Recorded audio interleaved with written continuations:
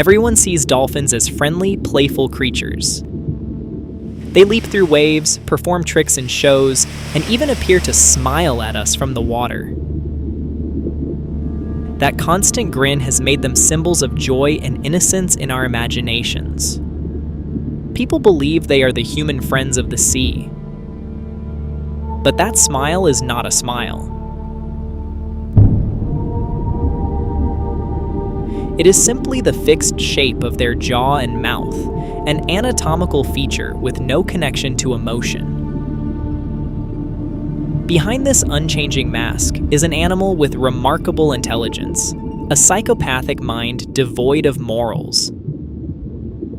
Bottlenose dolphins have one of the highest encephalization quotients, EQ, in the animal kingdom, around 5.3 for bottlenose species, second only to humans at about 7.4 to 7.8. This means their brains are far larger relative to body size than expected, supporting advanced cognitive abilities.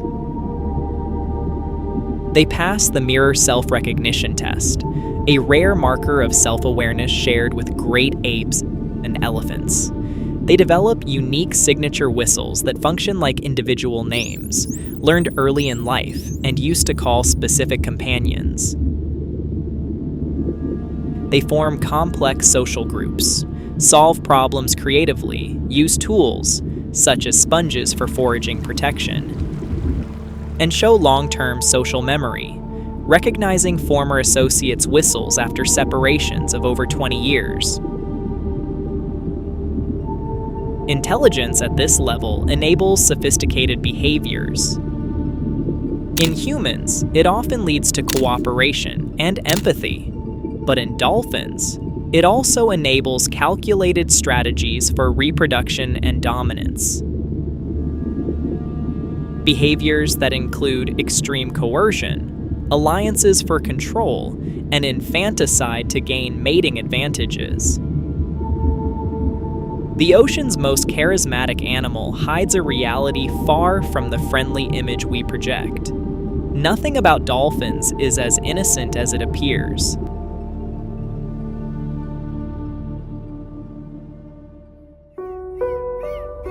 You see, that high encephalization quotient, around 5.3 in bottlenose dolphins, is not just a number.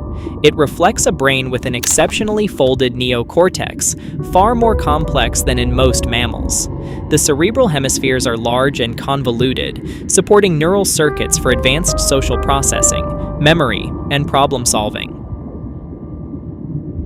This level of brain power allows dolphins to do things few other animals can match. They pass the mirror self-recognition test reliably. Young bottlenose dolphins as young as 7 months old will inspect marked parts of their bodies in front of a mirror, indicating they understand the reflection is themselves, not another dolphin. This capacity for self-awareness is documented in only a handful of species: great apes, elephants, magpies, and a few others. Their communication goes beyond simple signals. Each individual develops a unique signature whistle in the first few months of life, a distinctive acoustic pattern that functions like a personal name. They use these whistles to address specific companions, maintain group cohesion over long distances, and even copy the whistles of others to call them directly. Social memory is equally impressive. Dolphins can recognize the signature whistles of former associates after separations lasting more than 20 years. They remember individuals, not just as part of a group, but as distinct personalities with histories. They also demonstrate tool use and innovation. In Shark Bay, Western Australia, some females carry marine sponges on their rostrums to protect against sharp rocks and coral while foraging on the seafloor, a behavior passed down culturally through generations.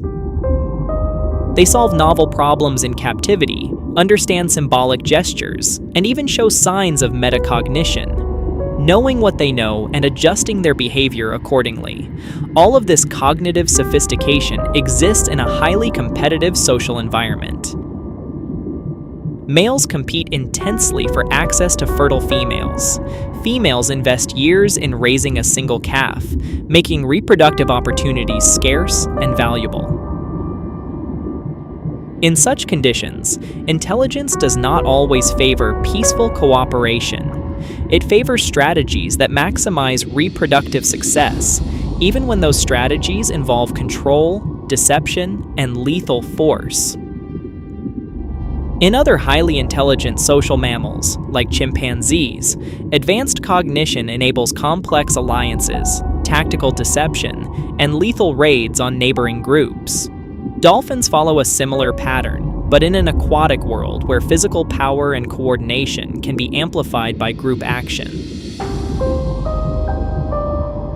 The same mental machinery that allows dolphins to recognize themselves, name each other, and invent tools also equips them to form alliances that dominate others, to coerce mating through prolonged pursuit and physical restraint, and to eliminate unrelated young to bring females back into estrus sooner.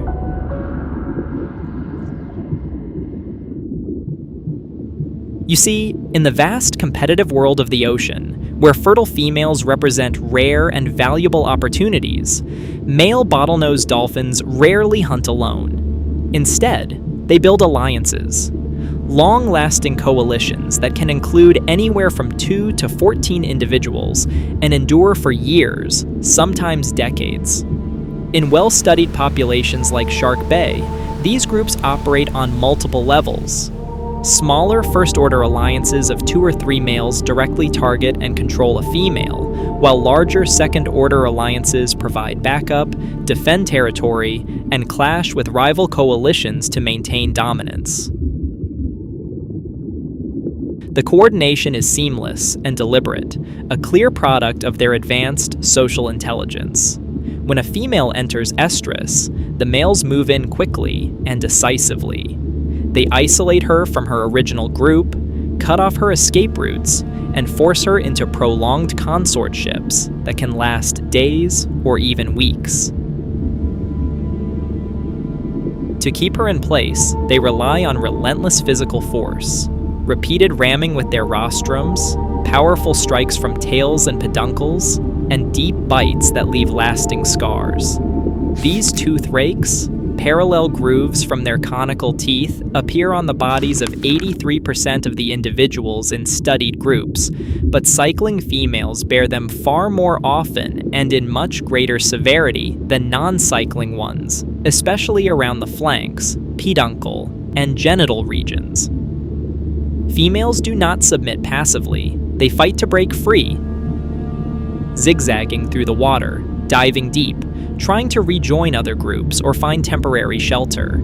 Yet escape is uncommon. The males' combined strength and synchronization usually prove overwhelming. Nearly 84% of all aggression directed at adult females comes from juvenile and adult males, while adult females show extreme tolerance toward other adults. When females do lash out, it is typically directed at their own calves rather than other adults. This is extreme sexual coercion, a calculated use of group power to override female choice, enforce repeated copulations, and severely restrict her autonomy. The physical toll on the female is undeniable: permanent scarring, chronic stress, and wasted energy spent in constant flight.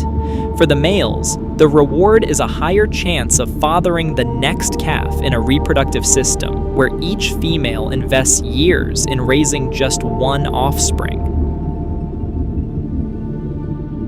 Behind the unchanging smile that never reflects true emotion, there exists a mind capable of orchestrating sustained group violence for reproductive gain. And when the pressure of competition intensifies even further, that same cold logic pushes them toward acts that are darker still. Male bottlenose dolphins turn their attention to the young, specifically, calves that are not their own. The motive is brutally straightforward: kill an unrelated calf to end the mother's lactation period early and bring her back into estrus sooner. A single calf can delay a female's reproductive cycle for 3 years or more through extended nursing. By removing the calf, the aggressor creates a faster opportunity to mate and pass on his genes. Males approach a mother and her calf, often separating them with sudden rams or by blocking her path. Once isolated, they strike repeatedly, ramming the calf with rostrums, delivering powerful peduncle blows, or forcing it underwater until it succumbs to drowning or massive internal trauma. Necropsies consistently reveal the same pattern of injuries: multiple rib fractures, severe pulmonary lacerations, extensive contusions across the thorax and abdomen, and widespread hemorrhaging in vital organs. The blows come from different angles, as if the attackers target vulnerable areas with deliberate intent. There is no feeding or scavenging afterward. The violence stops once the calf is dead or dying, leaving the body floating or sinking untouched. Mothers often try to interpose themselves between the aggressors and the victim, but the male's superior numbers and strength usually prevail. This behavior is documented across populations. In Scotland's Moray Firth, post-mortem examinations showed that 5 out of 8 young calves had been killed by adult bottlenose dolphins. In Virginia's western North Atlantic waters, 9 out of 20 necropsied calves displayed clear signs of blunt force trauma inflicted by conspecifics. Similar patterns appear in the Caribbean, Galicia, and the Marmara Sea, with high neonatal mortality linked to adult male aggression during breeding seasons. The pattern aligns with the sexual selection hypothesis observed in other competitive mammals. The perpetrator eliminates future rivals and accelerates his own reproductive access. The intelligence that supports complex alliances and sustained coercion now enables this lethal efficiency, erasing a life with calculated purpose, without hesitation or remorse. Behind the fixed smile that conceals everything, there is only the cold arithmetic of survival and dominance. And when that same efficiency is directed outward, toward other species sharing the water, the violence takes on a different, equally unsettling form. And kill harbor porpoises in coordinated assaults that mirror the brutality seen in infanticide cases. These interactions are not about predation. The porpoises are not eaten. Instead, the attacks end with the victim left floating or sinking, often bearing severe blunt force trauma, multiple rib fractures, internal hemorrhaging, and lacerations to vital organs, inflicted with precision using rostrums and peduncles. In regions where bottlenose dolphins and harbor porpoises overlap, such as the northeast coast of Scotland, post-mortem examinations have shown that most stranded harbor porpoises display clear signs of dolphin aggression. The similarity in size between young porpoises and dolphin calves has led researchers to propose a direct link. These killings may serve as practice for infanticide. The physical techniques, ramming, tossing the body into the air, forcing submersion, are nearly identical to those used against conspecific calves. By targeting porpoises, males could hone the skills needed to overpower and dispatch small, vulnerable targets without the risk of retaliation from a protective mother dolphin. This pattern repeats in other areas. Along the California coast, since 2005, dozens of harbor porpoise deaths have been attributed to bottlenose dolphins, with witnessed interactions showing groups of males, often 92% confirmed or putative males, launching aggressive pursuits and lethal blows. The attacks occur most frequently during breeding seasons, when testosterone levels peak and competition for mates intensifies, suggesting sexual frustration or redirected aggression may play a role. Bottlenose dolphins do not limit their hostility to porpoises. They have been documented ramming and harassing sharks, sometimes in groups to drive off or injure larger predators that pose a threat. In the Caribbean, adult dolphins have initiated agonistic interactions with Antillean manatee calves, pushing, ramming, and attempting to separate them from their mothers, or targeting orphans in ways that suggest deliberate harassment. Even young whales or other cetaceans have occasionally fallen victim to group attacks, where the dolphins use their speed, coordination, and echolocation to exploit weaknesses. These interspecific killings lack any clear survival benefit. No food gained, no territory secured. They appear driven by dominance, practice, or simply the capacity for calculated violence enabled by high intelligence. What begins as lethal strategy within their own species spills over, turning the ocean into a place where even unrelated animals pay the price for a dolphin's competitive drive. And when that drive encounters humans, who project friendship onto these smiling faces, the consequences can become tragically personal. The ocean is vast, and encounters between dolphins and humans are relatively rare outside of captivity or organized tours.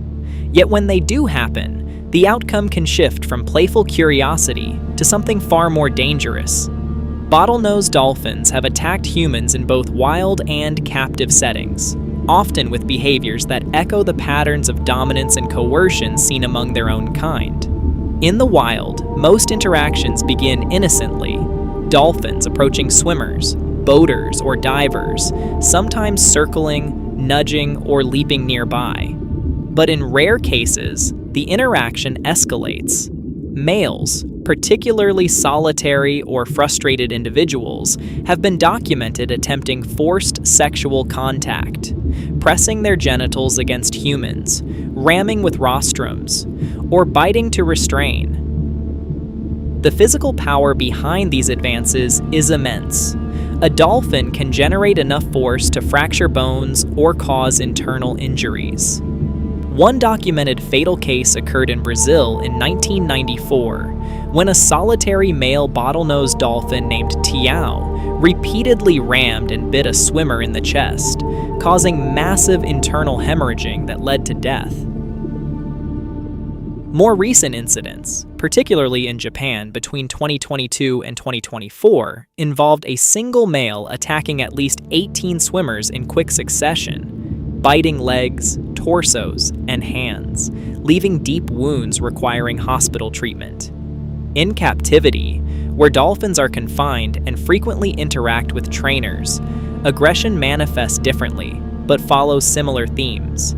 Trainers have been rammed against pool walls, bitten on limbs or torsos, or pinned underwater until they nearly drown. These incidents often occur during breeding seasons, or when males exhibit heightened sexual frustration, redirected toward the nearest available target, human handlers.